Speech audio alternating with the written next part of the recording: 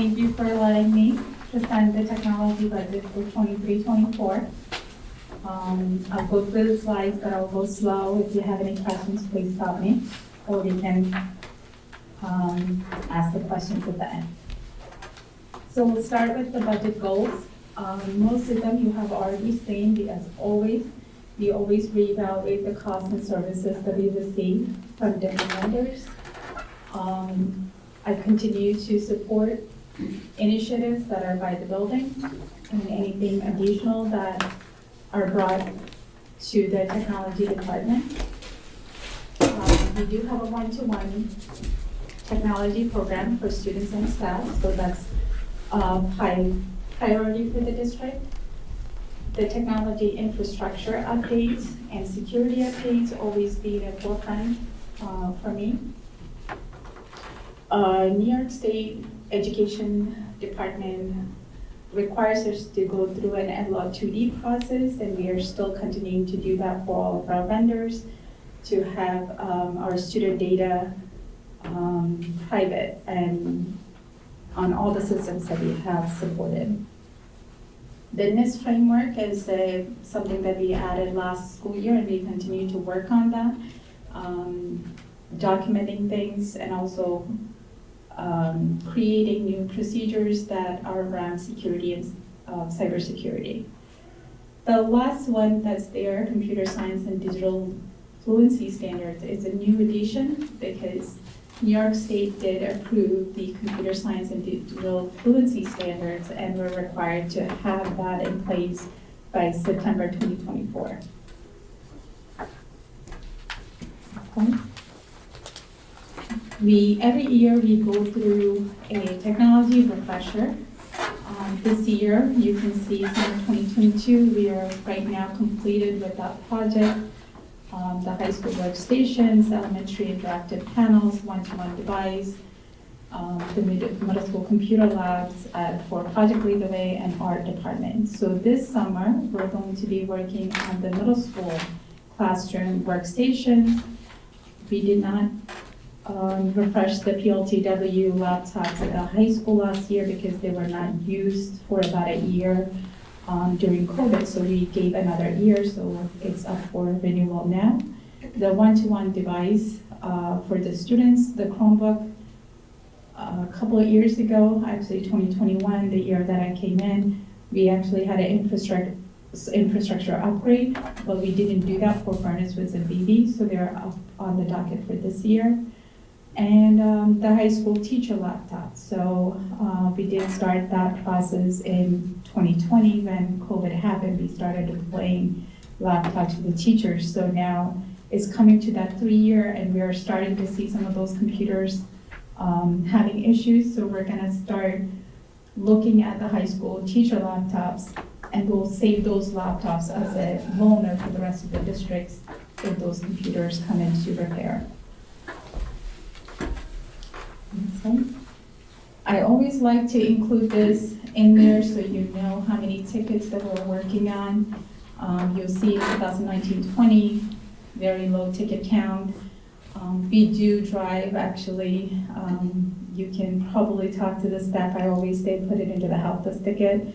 Any preventive tickets as well on our servers and closets also goes into the Helpdesk ticket. So as of February 1st, 2023, early this month, we were up to 8,000 tickets.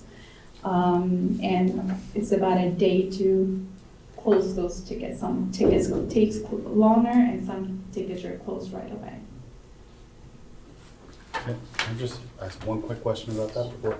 So are you saying that first response is the closing of the ticket, or is it actual resolution of the ticket that's the closing of the ticket? The first response is responding to the ticket, how quickly that we actually respond to a ticket. So that's when the initial, so if I call in with a help desk ticket, it'll take a day for you to get back to me and then you close it out? So it's on average. So we do close out, we try to close out a ticket within 24 hours. Some of those tickets do take much longer. Okay. to close it out. I'm just looking at, okay, so you're saying that this is not truly first response, this is resolution? Resolution. Because I would hope that first response would be a matter of minutes or hours. Yeah, most of the time, it's within the day, within the same day. If it's an emergency or urgent ticket, it's right away, probably within less than 30 minutes to an hour. But if it is not, it's a normal ticket, we do respond to them on the same day. Some do go into the next day. So how do they determine if they're not responding for a day, whether it's an emergency ticket or not?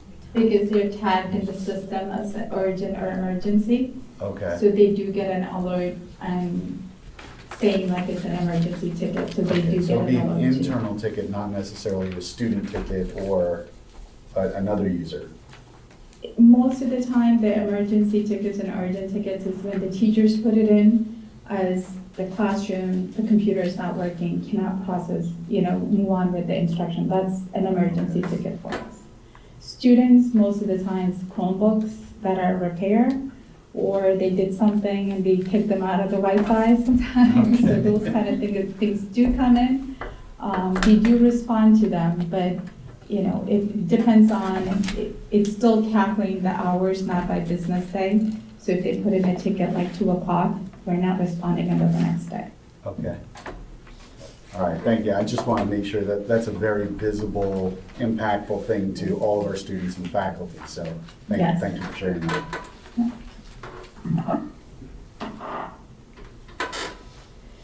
So one of the line items that I have is the hardware details. So there's no change in the hardware detail because usually that's used for emergency purposes.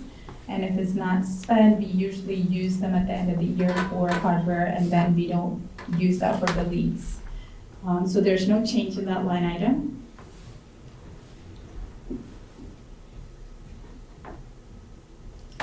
Contractual detail.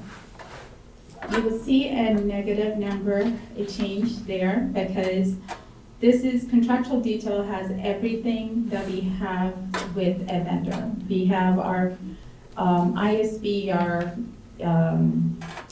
the cable services, the fiber, everything that we, and including our EduTech network support. You see a negative number there after the contractual increases because we are talking about, if you go to the next slide, we are talking about taking one of our EduTech engineer off, and you will see later in the next BOCES budget, you will see the increase because we're adding BOCES network support for one engineer. We have been going through EduTech for a very long time. We do have 6 engineers, 1 data engineer and 5 other engineers. We do have a level 2 engineer, which I'm asking to replace with a level 3 BOCES support engineer. It expands our knowledge base as well. Also, we will start to get, starting next year, we'll start getting aid on the BOCES support. Right now with EduTech, we're not getting any support to the district. So this is replacing one level 2 EduTech engineer with a level 3 BOCES engineer. And also BOCES services includes all of the instructional support software programs that we have in the district. So the new additions that we have are the keyboarding program. I think a lot of community members have reached out and asked about a keyboarding program. So we're right now evaluating a couple of programs, and then we'll do a demo with the teachers to say which program actually works out better for them. And we'll choose a program hopefully to start this year. Also to help with our computer-based testing and also for upper grade levels that are going into middle school. If they didn't go through our program, we can identify students who needs that keyboarding and give them that support as well. Eureka Math Squared is a program that we used to go direct with Eureka Math. We're now moving that to the BOCES budget, so you'll see that increase in the BOCES line item, but actually it's not, it's actually getting moved from the building budget to the BOCES line item. The LHRIC shared PD coach. So as I mentioned, the computer science and visual literacy standards were adopted by the New York State, and we have a requirement to have that started September 2024. So what I'm requesting here is a 3-day BOCES LHRIC PD support person to be in the district to support the teachers and building up this program for us. This is new, so it would be actually looking at the standards and how to incorporate computer science standards into our current lessons. And the final thing is the network administrator that I talked about for BOCES support, and I do see the total cost is a very high number, but you will start to see that aid built in the following year. And also, right now we do buy through Chase loan for all of our hardware purchases, which we don't get a aid on. So all of these Chromebooks and laptops and workstations that we buy, now we can buy through BOCES and get an aid on that too. So our aid ratio is around 30 to 40% with BOCES. Software details. Software is basically anything that we cannot buy through BOCES, and we're going to work with the company. Because they don't have they don't have a contract with the vendor directly. So there's an increase in there, and the next page actually talks about what those items are. Codalicious is a program that we started using in our K-8 STEAM classrooms. We paid that out of the Title IV budget, and we never know how much we get on our Title IV budget until like August, September timeframe. So that's getting paid out of the software, and of course, if we get Title IV funding, that would be taken out of the Title IV funding. LHRIC is it's a email encryption program. So LHRIC requires that anything that goes out of our district that has student data or any sensitive data should be encrypted. So a lot of times, it's not for the whole district, but we will be looking at it for areas that we have sensitive data going out of our email system. For example, special education department, we have registration, we have a lot of data that comes into forms, that has sensitive data in it. Also the nurses. So those 3 departments, we're going to be looking at putting virtual in place that when a person sends out an email, we can encrypt that data that's going out of our district, and also we can put a public facing on our website to say if you're sending something to the nurse's office, on the nurse's website we can say, use the virtue to send us the information so we can encrypt that data. Supplies, there's no change in the supplies. If you remember last year when I talked about Chromebooks and repairs, which is a big technology nightmare these days, especially with our middle schoolers. So the supplies that we should be seeing an decrease next year, but this year we're starting to build in warranty for our Chromebooks for 4 years directly with Dell. So hopefully by next year, that was only started last year. So hopefully by next year, we start to see a decrease in the supplies. Usually that's mostly Chromebook parts and power cords and cables and things like that. And the lease details, I talked about it a little while ago. That's basically the middle school workstations, Project Lead the Way laptop part, the infrastructure upgrade for Furnace West and BB. Chromebooks for 2nd grade, 5th grade, and 9th grade. Last year, we started the model with 5th graders getting new devices, which they will keep 6, 7, 8, and 9th graders getting new devices, which they will keep 9, 10, 11, and 12. This kindergarten got new devices last year, so 2nd grade and 3rd grade did not, so we're going to be replacing. So my goal is to have 3 grade levels replacing each year. So we are kind of consistent on that spending each year. So overall, you can see each line item that I talked about, and overall budget increase of 19.31%.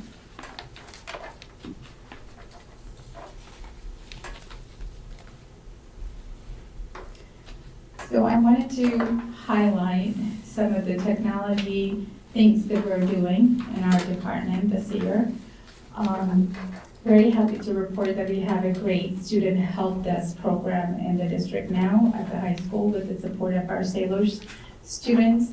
They started the program with Lauren Price and Christina Field. Really came forward helping me start that program. And since then, we are getting a lot of students who are interested coming forward asking us, can I be part of it? So we have another 4 students who's involved in that program. We started it, I believe, December. I reached out to Karen Hoffman to actually do a news article with those students. And hopefully these students will be our summer interns as well. So that's a great program. We implemented RISE Vision, so a lot of these TVs that you see around the district, they were not really working, so they're now being run by RISE Vision. So anybody can actually display what they need. So people in the building, if you're in athletics, if you're in if you're in charge of the cafeteria panels, you can push out anything you want to those panels from their workstation. We also worked on the lockdown and 911 distribution list. So right now we have a 911 and lockdown distribution list that alerts people from the building and also the district office through text messaging, phone call, and emails during those scenarios. We implemented anonymous alerts district-wide. So all of our district website has a link to anonymous alert where they can put in anonymously report anything that they wanted, and our administrators get those emails. We inventory, so last year we inventoried all of our Chromebooks. That was the first time since COVID happened, so we were able to get a good account of what Chromebooks works and also inventory the Chromebooks for all the students. And we just finished the staff security checks because a lot of times the staff took the laptops home and stayed at home, and Windows updates and things like that were not up to date. So we're going to be building in that yearly annual check of not just inventory, but also a security check for the staff devices. We started that this year. We moved all of our students and staff from LHRIC, which is a home drive, to Google Drive, so teachers and students can access their files from anywhere without having to access one of our internal drives. And you can see the replacement cycle that we already talked about, what is being completed so far. Our high school offices have moved from desktops because we used to give staff a desktop and a laptop. So now we replaced the workstations with a laptop, so if they wanted to go home, they can unplug and take their laptop home. So we're not supporting 2 devices at the high school. We'll move with that model at the middle school with the refresher this year.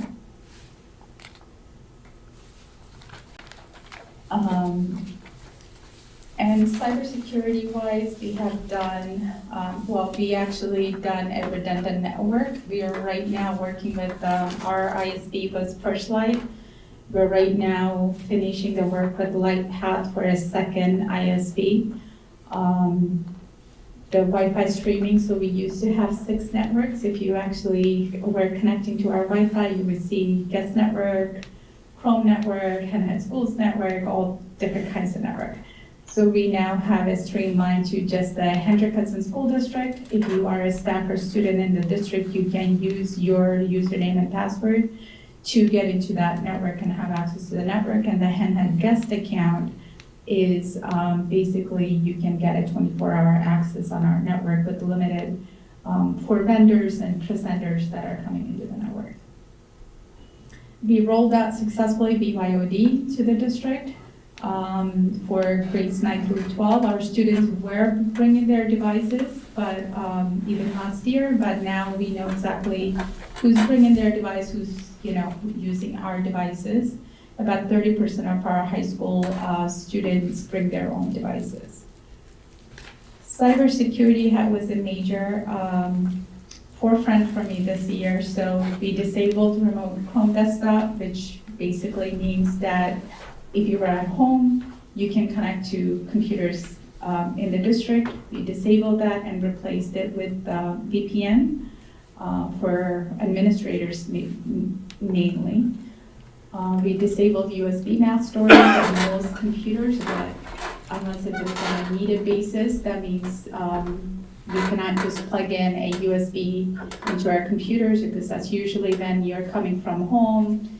We don't really trust what's coming from your home and plugging it into our district network. So we disabled that. We conducted an internal pen testing.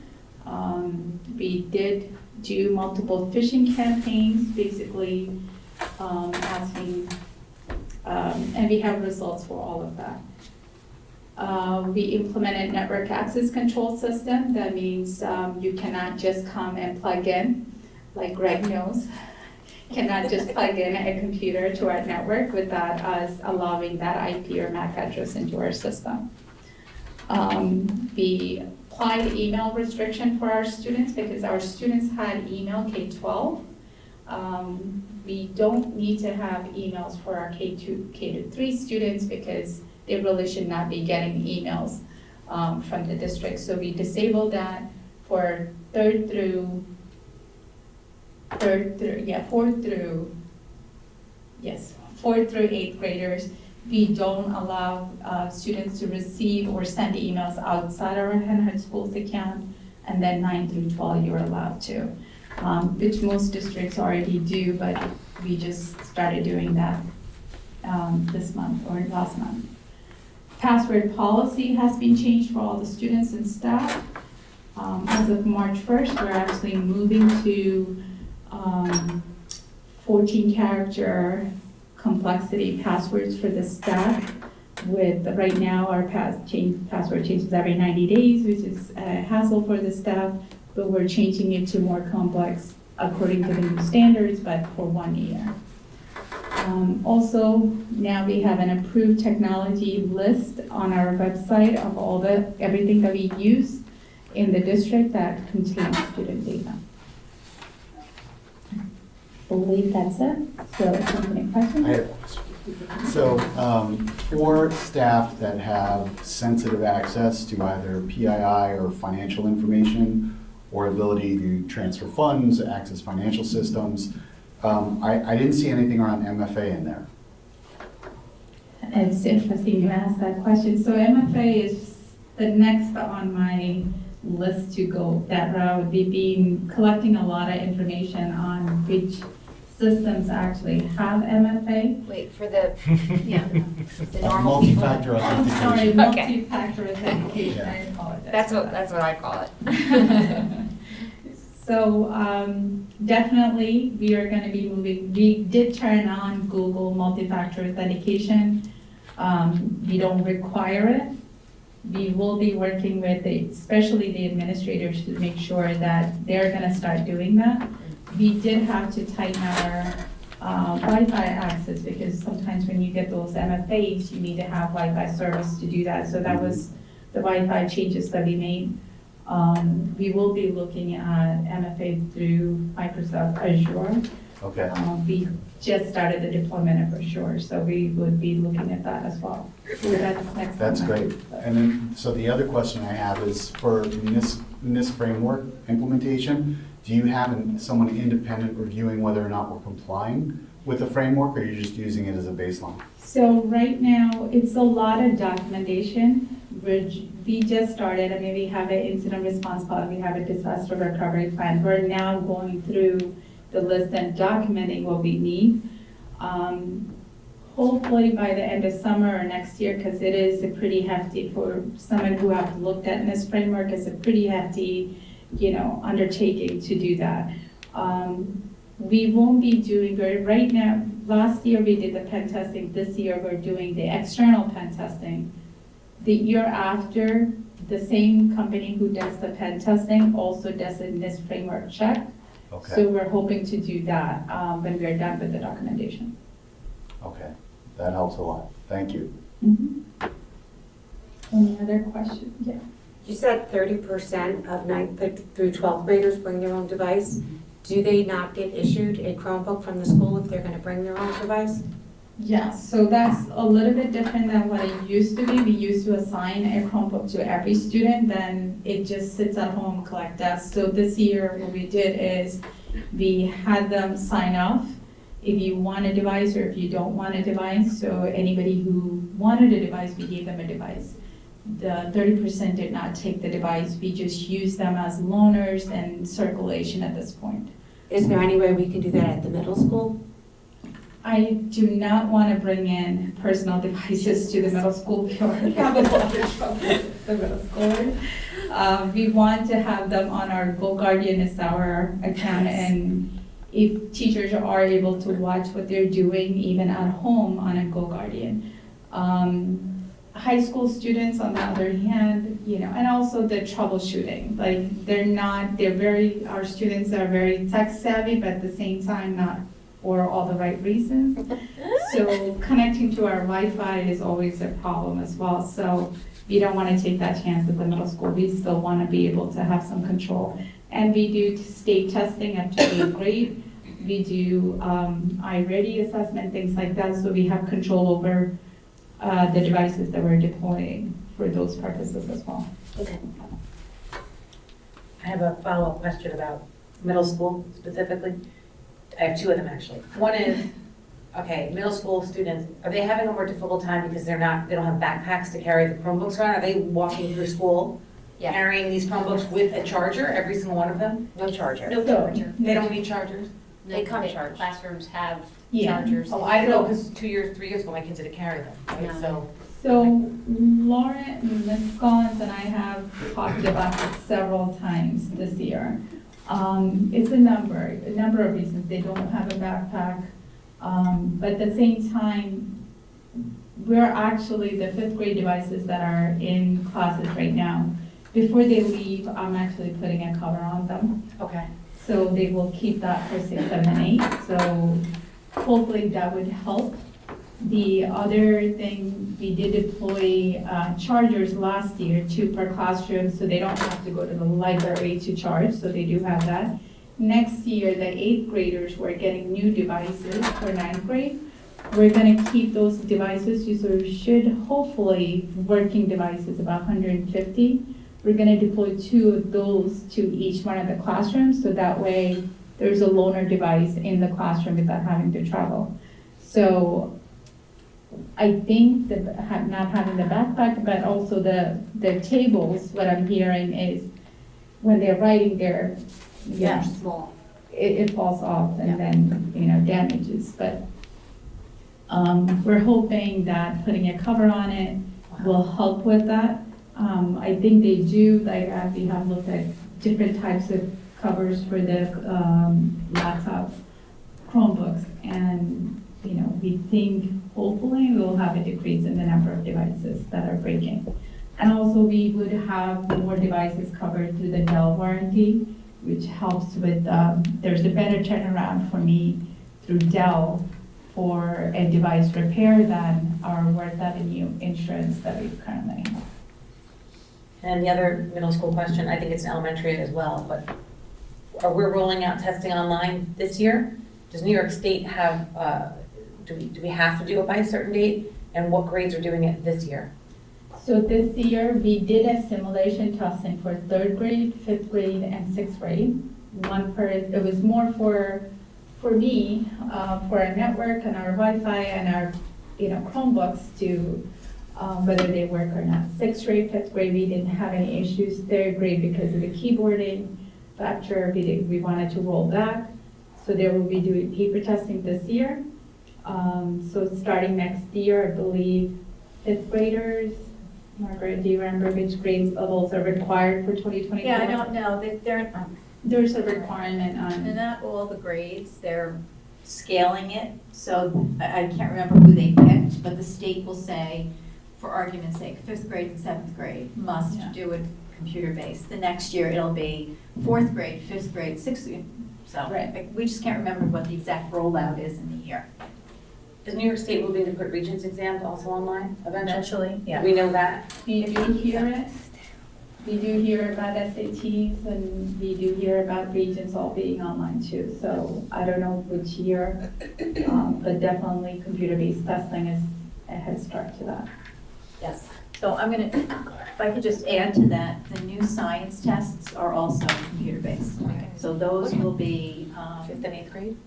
they will be 5th and 8th grade, not this year, the next spring. Are there accommodations made for children with any sort of learning disabilities? Yes. So before the computer-based testing within the platform, you are able to put in what accommodation, if it's read aloud, if it's human read, is it, flexible seating, whatever the IEP accommodations, and you can put it into the system and you can make those arrangements accordingly. Just one more question. So I love the fact that you've got the keyboard instruction for what was it, K through 5, I think it was, right? I think it's fantastic. And maybe this is a question for Margaret, but is there any way to introduce coding into the curriculum much earlier on in life, We And, We you know, do that. I was lucky enough to be at a school where I learned at the time Logo and Basic and some Pascal when I was in 3rd grade. It would be fantastic if we could start, it's like learning a language, right? We want to start the kids as early as possible in learning the basics of computer programming. So you should definitely visit our STEAM classes at K-8. So we're lucky enough to have those classrooms. So in kindergarten, 1st grade, they do have the iPad, we do have Scratch Junior. They're doing something small as a block coding, move right, move left, and they do some of it unplugged, not Okay. being on the computer all the time. And you should really attend the STEAM Innovation Day, just a plug there, on March 25th.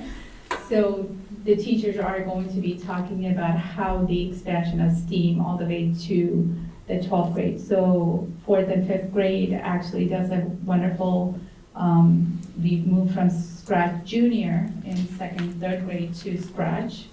And then when you go to the middle school, they actually do Replit, which is more a Python coding. Okay?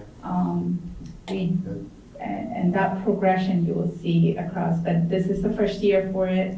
So I told Tom E., who doesn't have a lot of computer science students in there, I said, give me 2 or 3 more years, your kids are gonna come prepared for this, so we're excited about it. That's great. Thank you. Do you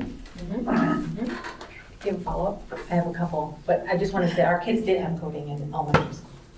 A little bit in library. Yeah, they would have like They hour did. code and I stuff. don't, I don't think It it is was. an hour Was it? It wasn't consistent. Yeah, it wasn't Yeah. consistent.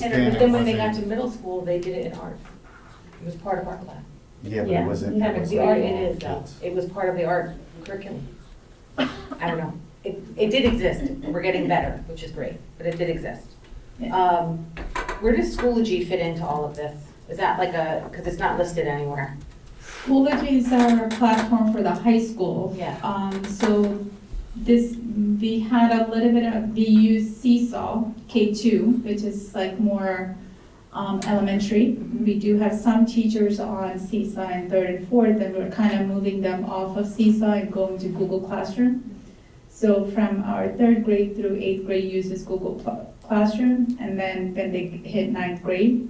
So in the budget, where you see the BOCES budget, one of the things is Schoology. We buy that through the BOCES program. So Schoology is still at The high school. the high school. We have no plan on moving that into middle school ever? Ever?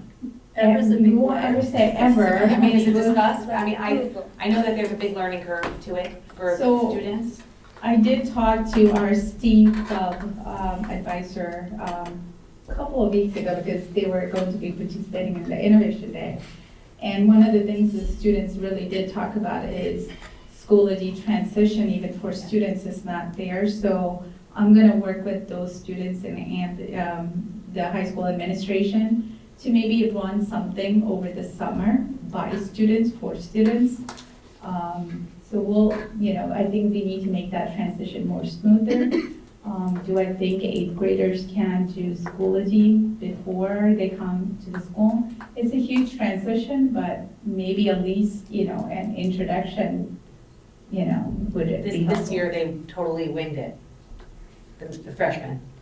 They winged it. They did not get any training, so that's just something to note that, I'm So, glad you know that, so we can work on that. I know a lot of kids were panicked about it going into it, so if we can do anything to alleviate that for them, that would be wonderful. I have another question, I'm sorry guys, but printers, how do printers work with our technology budget and student? I know, are we completely away from printers and Xerox copies and things?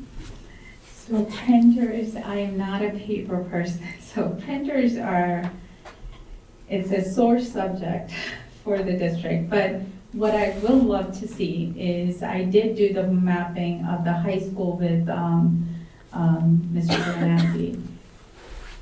Having to have printers not in every classroom, which we don't have it in the high school in every classroom, but we do have it in a lot of classrooms.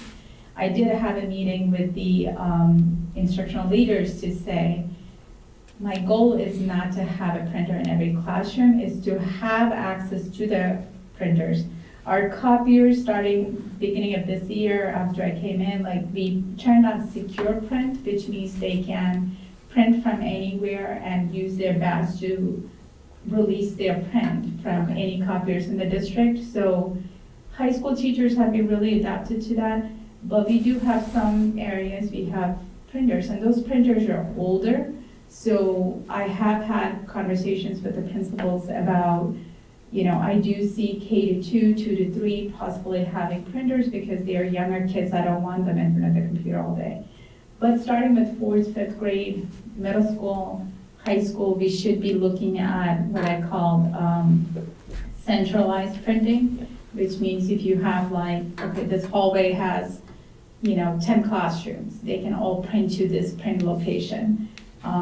For some reason, if the copier is down, so they have an alternate place to print. So we're looking at that. That's one of, it's a hard thing to do for the mapping, but next week, that's one of my projects to map the district. I have another question. Go for it. Sorry. It's okay. I have a Wait. list. The Eureka Squared moving to your budget, that's just the online piece of this? Oh, it's the whole thing. It's the whole thing. Can you just explain that? It's the whole Eureka Squared package, which means all of the student materials, there's print and digital, and then the premium assessment package. And the reason why we moved is because there's a tremendous discount for us available through model schools, so it made sense to shift it. The bonus is we ensure that every kid gets the same, because I think it was left to building administrators before. Oh, yeah, no, So I know what now- you're saying, yes. So now it's Yes, not. we're not copying pages, everybody will have Everyone workbooks gets- and digital access. Do they have the same this year? Do they have, I think they, what we found out after we started the PD was that they did have digital access, but no one knew it. So, I don't know why, I don't know why that was, I don't know why Furnace Woods knew and nobody else. But that has since been rectified, and everybody can get in everywhere, and we'll have the premium package, which will mean that the assessments will be digital and will allow us to see results digitally, to do a quick item analysis, to change instruction or groupings, et cetera, and to see where we have, progress being made or not, and react to it faster. Are you talking about the teachers have digital access? And the children. Okay. So they can push the lesson to the kids, they can push the assessment to the kids.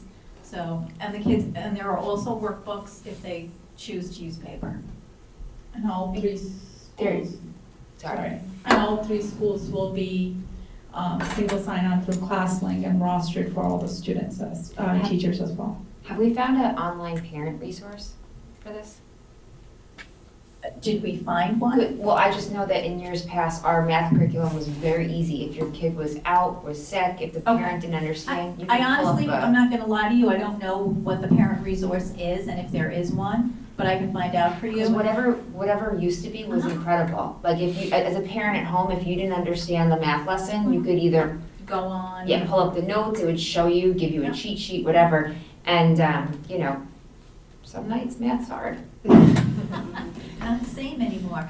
I can certainly find out for you, I'm not an expert user, but we have many at the elementary level, so I can pick their brain a little bit and let you know. And I have one other question, then I'm done, I promise.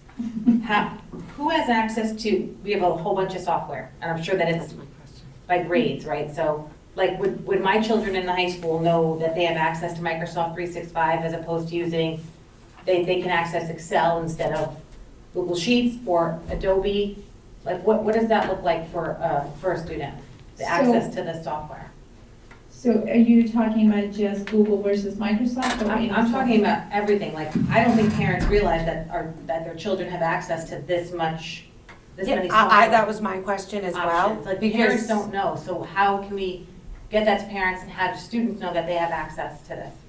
So, we do have an inventory list of everything that we use in the district. That's one, but I know it's a long list. One of the things that technology coaches are working on with me is creating a PD online resource area for all the software that we use in the classroom. So we do have staff resources that we're working on, but we'll also have student resources. That's not ready for public yet. That's something that they're putting together, resources and training videos and things like that for parents. I actually today was thinking about adding something to the Innovation Day, like maybe a digital K-5 tool set or something like that for parents, so they know what are the approved and also paid for services that we have in the district. And I if you jumped could, in. I'm sorry. if you could include the login and the password with that? So our, I know you have ClassLink, but sometimes when I try to access through my son's Chromebook, something with ClassLink, it doesn't log in. So our class link is right now, we're just finishing something called One Sync through ClassLink, which means when a student enrolls, it would automatically provision the account and then auto roster the students into the account the next day. Our ClassLink was not auto rostering, so some of them were manually rostered. So that's why you would see some working and some not. But we're changing all of that around right now. So it is single sign-on through ClassLink, and we can even put something out there on our website saying what are single sign-on through ClassLink and what's manual. So there's some vendors who don't work with us. So there's like 3 platforms I think we have that we're not able to do single sign-on or auto rostering. But everything else that we pay for do go through ClassLink. Can I add on to the question about the technology? So I haven't talked about this, but on the website, the link for the curriculum department, if you click on that, you'll come to a landing page that says welcome to curriculum and instruction. But on the left-hand side, there are links for the actual year-at-a-glance documents. So if you're an elementary parent, you click on K-5 and you'll see the first grade year at a glance, the second grade year at a glance, and it'll take you through the core subjects. We could add there a technology line and say what technology is available to an elementary student, do the same at middle school. That's a great idea. So our web developer is getting ready to make the middle school and the high school site fully operational. We had to get the leaders to give us their year-at-a-glance documents updated, so they will be posted there. For middle school, it will also be grade level, so you'll click on 7th grade, you'll see all of the 7th grade, the ELA, the math, the science, the social studies. If you want to know the special area, the unified arts, there'll be a separate click there. And then the high school is by department. So if you want to see social studies maps, you'll open it up, you'll see US history or global, et cetera, et cetera. So I could work with Vinita and we can add what technology is appropriate at each of those levels. So my question is, on your budget overview, your line items for software, have gone up 138%, 110%. And I understand why we've done that, but where in the budget will we see the corresponding decreases? So there are no corresponding, because that's Codelicious and Virtue, those were the two brand new. Codelicious was getting paid through Title IV this year, so Okay, that's so that's, an addition. okay, so that's line item number 3. And then the one, moving everything to BOCES, that's a big jump, that's up, what, almost $400,000. So that's the major one is the network administrator that I talked about. Person, So okay. the mine, you will see that decrease in the contractual budget. Okay.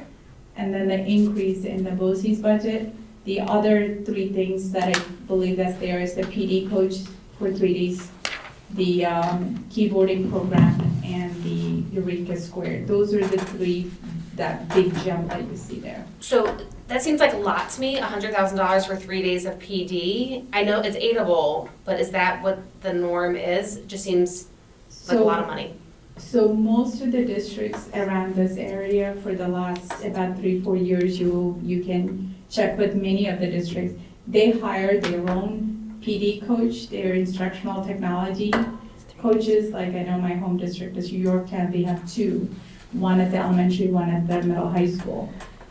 If they don't have a full-time person, they reach out to BOCES to have a consultant come in. And some people start with the consultants and then move to a full-time person, because it's a really necessary, it's, computer science standards. It's not easy for, the teachers to just take it and run with it. So this is kind of helping them to change their curriculum, not curriculum, their lesson plans and enhancing that lesson plans.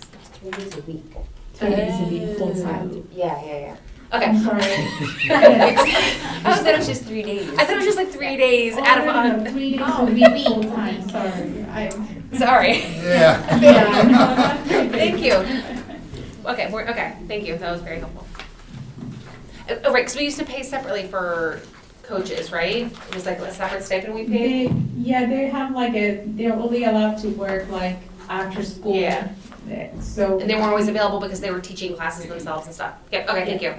We have 2 teachers, one in the high school and one for the elementary, in-house that do this. Yeah, most of So the they're paying districts for do. benefits and Yes. stuff. Okay, thank you for, I didn't understand that role. Thank you. All right. Here. There are no more questions? Thank you so No, much. but thank you, Benita. Benita's been with us for a year, 18 months. 18 months, and you have taken on so much and made so many improvements, so thank you very much. Thank you. Thank you.